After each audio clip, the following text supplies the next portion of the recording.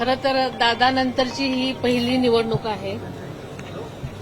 मला कधीही वाटलं नव्हतं की मला अशा प्रकारच्या निवडणुकींना फेस करावं लागेल. मन खरं तर खूप भरून येतंय. पण आज बारामतीकरांनी जो दादांवरती विश्वास दाखवलेला आहे, प्रत्येक बारामतीकरांनी दादांनी केलेल्या विकास कामांचं प्रतीक म्हणून आज त्यांना जी भावांजली वाहिलेली आहे असंच मी म्हणेल.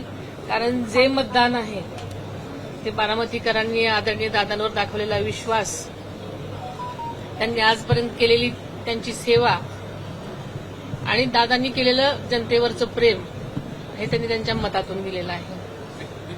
विकासाचा वादा वहिनी आणि दादा असा एक सोशल मीडियावर ट्रेंड आहे. वहिनी काय काय आश्वासन देऊ पाहत आहेत बारामतीकरांना? कोणकोणते प्रोजेक्ट अपूर्ण होते ते तुम्ही प्रामुख्याने करणार आहात? सर्व बारामतीकरांनी ज्या प्रकारचं मतदान केलेलं आहे त्यावरून दादांवरचा अढळ विश्वास त्यांनी माझ्या पाठीशीही उभा केलाय असं हे चित्र आहे. दादांना आदरांजली वाहतानाच माझ्यावरचा विश्वास जो त्यांनी मला दाखवलेला आहे त्याबद्दल मी तमाम बारामतीकरांचं खरं तर आभार मानते. त्यांनी दिलेला आणि दाखवलेला विश्वास हा नक्कीच सार्थ करण्यासाठी हे मतदान जे केलेलं आहे त्याचं दादांचं बळ आणि माझ्यावरची जबाबदारी वाढवलेली आहे असं मी मानेन. आणि आपल्याला सगळ्यांनाच माहिती आहे की मी जे हे पाऊल उचललेलं आहे आजपर्यंत बारामतीकरांना अजितदादांनी ज्या विकास कामांमध्ये विकासाची स्वप्न दाखवलेली आहेत, अनेक त्यांच्या गोष्टी आहेत आणि ते पूर्ण करण्यासाठी आम्ही बारामतीकरांबरोबरच माझी जबाबदारी आता वाढलेली आहे आणि ती नक्कीच पूर्ण करण्याचा विश्वास बारामतीकरांना वाटतोय. म्हणून त्यांनी एवढ्या प्रचंड प्रमाणात हा विश्वास त्यांच्या मताद्वारे दिला. बारामतीकर तुमच्या मागे उभे राहिले तसं अख्खं पवार कुटुंब ठामपणे तुमच्या मागे उभं राहिलं या कठीण प्रसंगात. वहिनी, तुम्ही ट्विट सुद्धा केलंय की विजयानंतर कुणी गुलाल उधळू नका, विजयात जल्लोष साजरा नका करू. काय नक्की तुम्ही संदेश देताय? हा जो विजय आहे खरं तर बारामतीकरांना अशा प्रकारची निवडणूक हवीच नव्हती. कारण बारामतीकरांनी त्यांचं मतदान केलेलं आहे ते स्वतःच्या मनामधला विश्वास, प्रेम आणि दादांच्या प्रती जी त्यांची भावना आहे ही त्यांच्या मतातून व्यक्त केलेली आहे. आणि म्हणूनच हा जो त्यांचं मत आहे हे अनुभवायचं आहे. ही खरं तर निवडणूक किंवा ही वेळ ही जल्लोषाची नाही, ही तर सगळ्यांनी मिळून एक प्रकारची आदरांजली देण्याची आहे. म्हणून बारामतीकरांनाही हेच वाटतंय.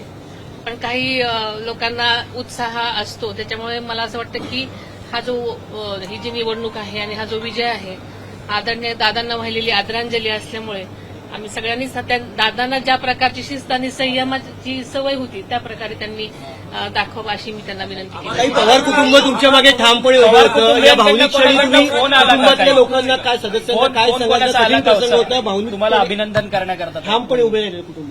बारामती हे माझं कुटुंब आहे आणि सगळ्याच माझं स्वतःचं कुटुंब सुद्धा ह्या सगळ्याच ह्याच्यामध्ये सामील झालेलं आहे. तुम्हाला माहिती आहे की आदरणीय पवार साहेबांनी सुरुवातीलाच उमेदवार न देण्याचा जो त्यांनी प्रयत्न केलेला होता हीच त्याची मागची भावना आहे.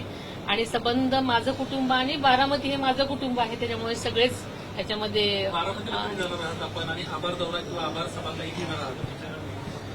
आता मी जेव्हा बारामतीला जाईन तेव्हा नक्कीच सगळ्यांमध्ये जाणार आहे, दौरा करणार आहे. पवार साहेबांकडून हा शेवट नाही तर ही सुरुवात आहे. काय नेमका यातून संदेश तुम्हाला द्यायचा आणि महाराष्ट्रात अशा पद्धतीनं हा संदेश कशा पद्धतीनं तुम्ही स्वतः पोहोचवण्याचा प्रयत्न कराल? खरं तर अशा अचानक झालेल्या आघातामुळे ही निवडणूक किंवा मला कधीही वाटलं नव्हतं की मी आपल्यासमोर उभी राहील. पण आज जनतेने टाकलेला जो विश्वास आहे तो सार्थ करण्यासाठी मला ती जबाबदारी पार काढण्यासाठी मला आज सगळ्या बारामतीकरांची स्वप्न साकार करण्यासाठी आज मला जी जबाबदारी आहे ती पूर्ण करायची आहे. आणि त्यामुळे मला असं वाटतं की ही सुरुवात आहे माझी. पवार साहेबांकडनं फोन वगैरे आला का? पवार कुटुंबियांकडनं तुम्हाला शुभेच्छा? अपक्ष उमेदवार जवळपास 22 उमेदवार उभे होते. सर्व भुईसुपाट झाले आहेत आणि बारामती पवारांचीच राहिलेली आहे.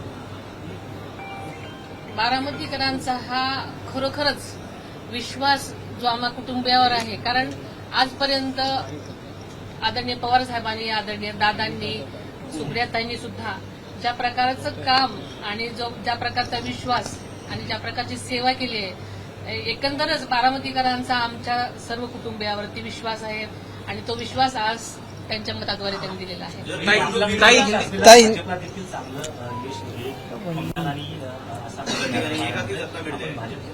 बंगाल, आसाम आणि मला वाटतं पॉंडिचेरी अतिशय चांगल्या प्रकारे एनडीएला मतदान झालेलं आहे आणि आदरणीय मोदी साहेबांच्या मार्गदर्शनाखाली एनडीए पक्ष, एनडीए जे अलायन्स आहे ते नक्कीच आघाडी करताना आपल्याला दिसत आहे. त्यांचं मार्गदर्शन असंच सगळीकडे राहणार आहे.